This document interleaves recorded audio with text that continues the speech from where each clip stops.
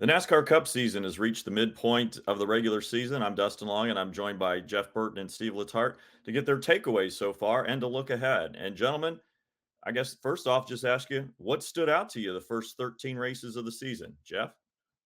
What stands out to me is just how competitive it is. It's amazing going to most of the races. The battles on the racetrack are intense. The aggressiveness level is through the roof. It's There's no room for error. The cars are so close in speed. So many teams have the capabilities of putting great race cars on a racetrack. So many good drivers. Just the level of competition. I'm amazed every time I watch it, and I'm able to watch it in person, but also be looking at how fast people are running, and there's just so little separation that makes every mistake mean that much more. And by the way, it makes every good move mean that much more. Yeah, Jeff, I kind of echo those same remarks. I'm not sure if it's the business of NASCAR with the charter system, allowing more stronger teams, whether it's the parity of the car, or whether it's the depth in the driver's seat. But the simple fact is that what we're watching right now in the regular season of NASCAR feels like the playoffs of any other sport. And it comes down to, say, turnovers, right? Or mistakes. The car speed is so close. Pit crews are so good. Restarts are so important. Strategy, it's in the nuance now. It's one lap different or two laps different coming on and off pit road. And I think that's really the difference this year is everything is under a magnifying glass. And that's, you used to be able to kind of cover it and watch it from 20,000 feet. And now to decide who's going to be the winner, you have to really zoom in because there are multiple teams and multiple drivers who I think could win each and every week. Well, let me ask you follow up on both of you guys on that. Jeff from the driver's perspective and Steve from a crew chief's perspective.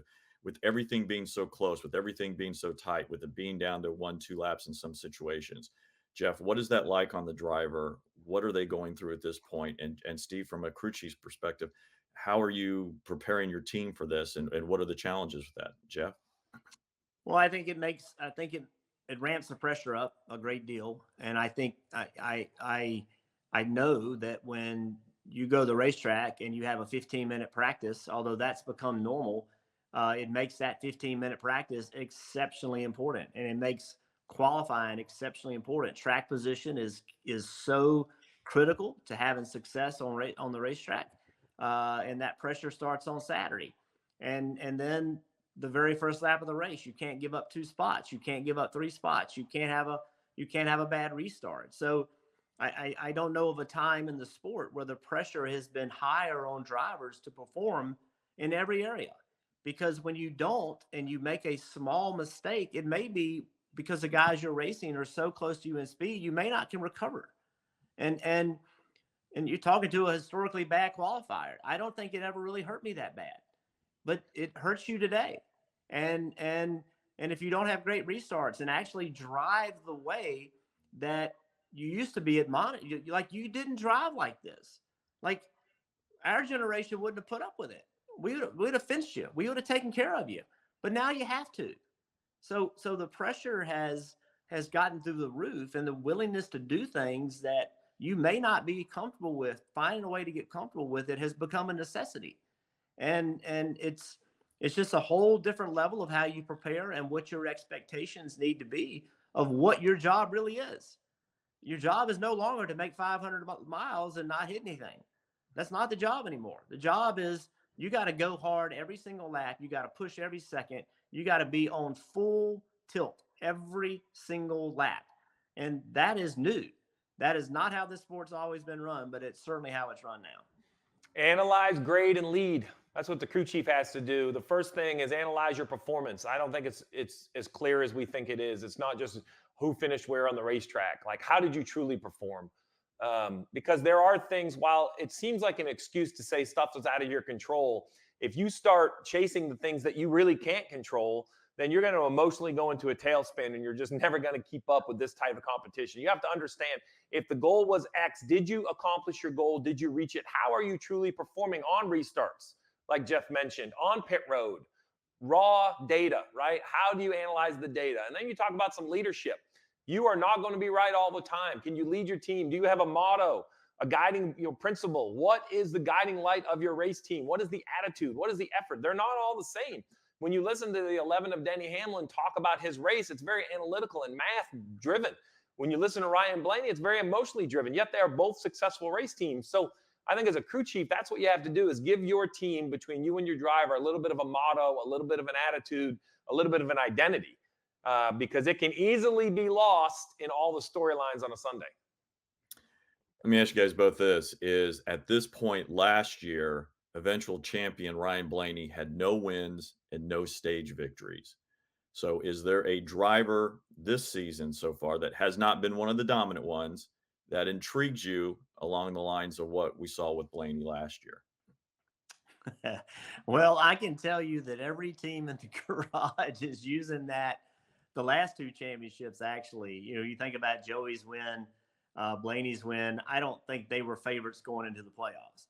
And I think every team is using that as their motivation, the teams that are dominating and the teams that aren't. Because if you are dominating, you better step it up, because you're going to have to. And if you aren't, there's an opportunity to step it up at the right time. The one that intrigues me is Truex. And the reason why is every year recently we've been having this conversation. Is this your last year? Is this the last time you're going to do it? He still has plenty of speed. Speed's not the problem. Just can they do all the small things necessary to take that next step? I don't feel like they have this issue with not going fast. They have this issue with executing. And a guy that is toward the end of his career, it publicly talks about it. Like, what's his approach to the playoffs? What's his approach to winning a championship in a year, in a time in his career where he only has stuff to gain, really nothing to lose?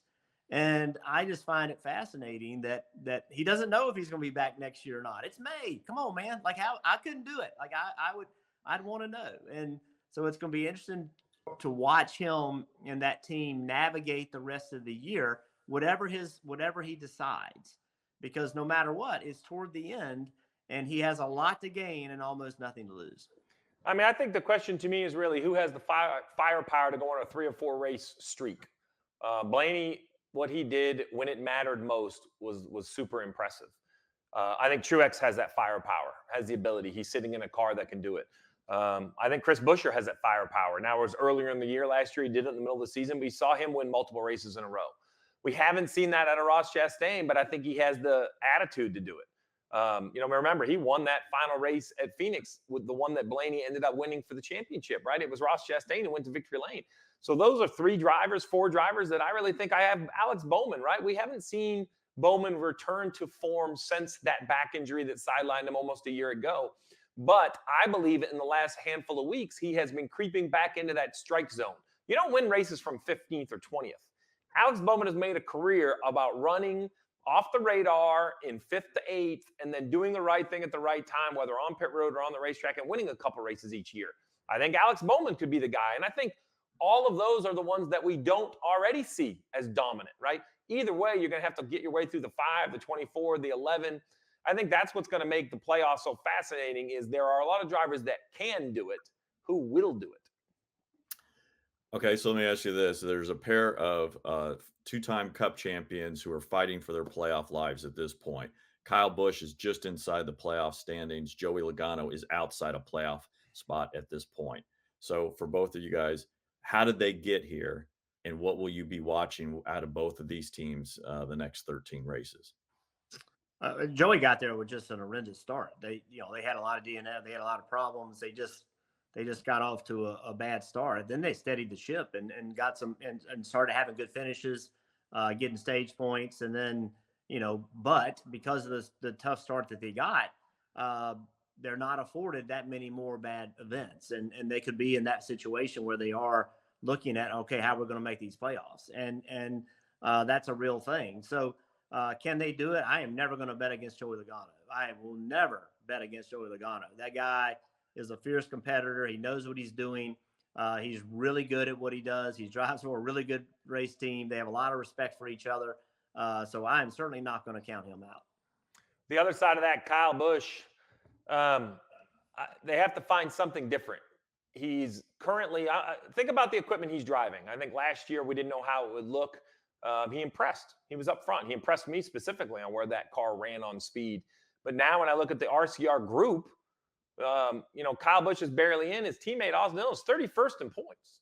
Kyle Busch is 16 positions in front of his teammate. So simply put, in my mind, Kyle Busch needs faster race cars. The mistakes I see out of this camp are not Kyle Busch-esque, which I am not ready to hang on Father Time. He's he's not quite 40 years old. The guy wins way too much. He's way too fast to think that he doesn't know how to drive the race car. Now, he just talked about this week about how this car has been tougher for him to figure out driving style-wise, and I think that's even harder when you're in a team that is searching for some speed. It would be easier if you could lean on, say, a William Byron if that was his teammate, or a Denny Hamlin if that was his teammate. I think we undervalue at times how much it helps even a veteran like Kyle Busch to have another big veteran to say, you are right, my car is driving that same way. So I think for RCR and specifically Kyle Busch, they're going to have to start leaning on some of those other bow ties. I don't see the results coming from internally. Now, listen, we've said this about RCR for years, and yet Richard has survived decades after decades after decades. So why would this year be any different? And that's why I think RC will figure out what he needs to do, whether it's pick up the bow tie phone or reach out to Hendrick Motorsports. But I believe Kyle Busch can still get it done. They just need to get something underneath him that he feels is a little more predictable. So far this season, Hendrick Motorsports, Joe Gibbs Racing have combined to win 10 of the first 13 races. Can anybody challenge them the second half of the regular season? Yes, because most of the good teams aren't a mile off. And so there's a small amount to gain, and you're there. And so is it easy? No. But the same way we saw two drivers and teams get hot in the playoffs, you can also get hot in the regular season. And so can it happen? Yeah, it can happen. Will it be difficult to happen? Yep, it's going to be really difficult to make those small changes to get where you need to be. But yes, I think it can happen. Well, you listed 8 of the top 20 or 25 teams. I hate to make it that simple, but it's just a numbers game. Why do they win so much? Well, because when you eliminate one Joe Gibbs Racing car, there's another one right behind it. Or if you eliminate one Hendrick Motorsports car, there's another one right behind it. Just look what happened to RFK this week. One RFK car was eliminated, and boom, there was another RFK car there to win. So I do think there are other organizations that can win and will win. But at the end of the year, do I think JGR and Joe Gibbs Racing have the most trophies on the trophy case? Absolutely. I think it's a numbers game. I think they are the strongest top to bottom when you look at a batting average. I can make arguments for other drivers or other pit crews at other tracks or other this or other that. But if you take a GPA, if you put it all together and you say who has the most firepower in every aspect of every track with every team, it's those two organizations hands down. Well, there's a lot to look forward to the second half of the season. It won't be long before USA Network and NBC Sports brings you NASCAR racing beginning June 16th at Iowa Speedway. Hi, I'm Parker Kligerman. For more access like this from Pit Road, be sure to click and subscribe to the Motorsports on NBC YouTube channel.